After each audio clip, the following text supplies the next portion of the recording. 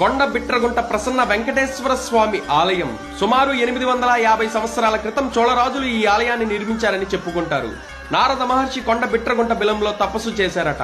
అందుకే దీనిని బిలకూట క్షేత్రం అని కూడా పిలుస్తారు. ఇక్కడ ఉన్న వెంకటేశ్వర స్వామిని నారద మహర్షి స్వయంగా తన చేతుల మీద ప్రతిష్ఠించారట.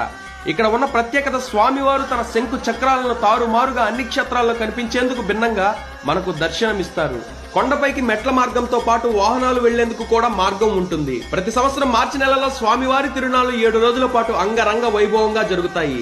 దాదాపు 4 లక్షల మంది ఈ తిరునాళ్లను సందర్శిస్తారు. క్షేత్రపాలకుడు సంతాన గోపాల కృష్ణస్వామి సంతానం కోసం కూడా చాలా మంది ఈ ఆలయాన్ని దర్శించుకుంటారు. నెల్లూరు జిల్లా బోగోలు మండలం బిట్రగుంటలో ఉండే ఈ ఆలయం కావలి నుండి 18 కిలోమీటర్ల దూరంలో, బోగోలు నుండి 9 కిలోమీటర్ల దూరంలో, బిట్రగుంట జంక్షన్ నుండి 5 కిలోమీటర్ల దూరంలో ఉంటుంది. ఇక్కడికి వెళ్లిన వారు ఎవరైనా ఉంటే కామెంట్ చేయండి. మరిన్ని వీడియోస్ కోసం మన ఛానల్ ఫాలో చేయండి.